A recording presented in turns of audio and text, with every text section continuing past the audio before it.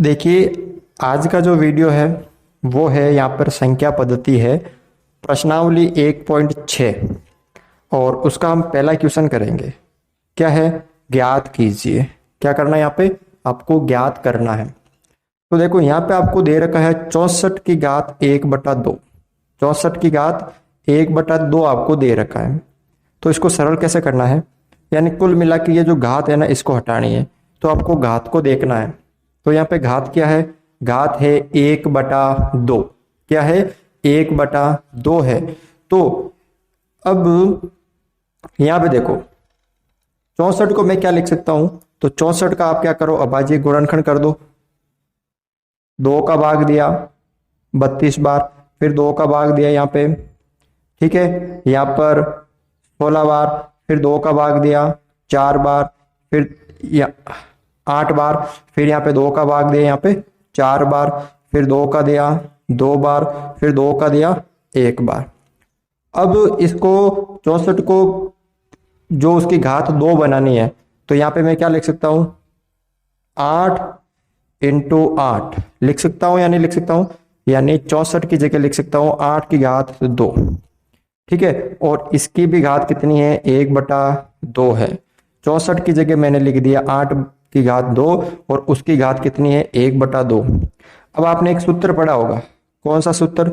मैं आपको यहाँ पे बता देता हूं कि अगर कोई संख्या है और अगर उसकी घात है और वापस अगर उसकी भी घात है और घात की घात है, तो क्या होता है कि वो आधार तो सेम रहता है और जो आधा घातें है ना, वो आपस में क्या हो जाती है?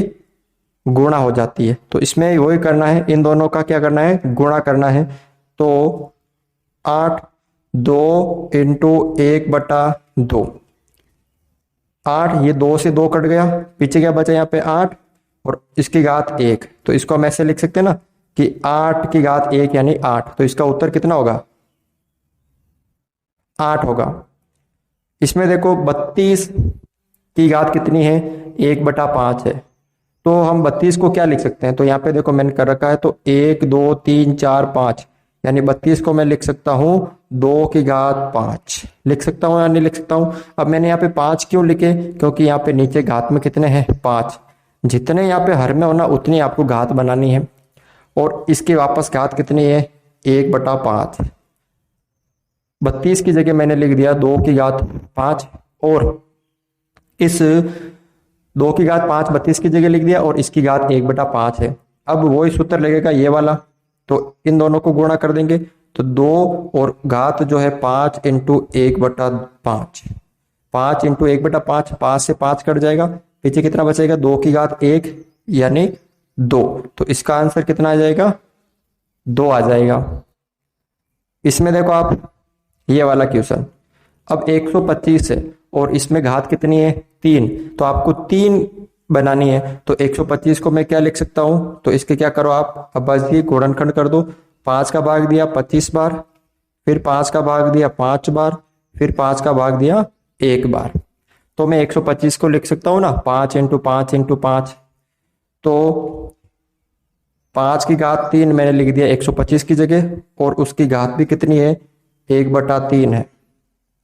125 की जगह मैंने लिख दिया 5 की घात 3 और उसकी घात कितनी है? 1/3। तो ये दोनों गुणा हो जाएंगे इस वाले सूत्र से।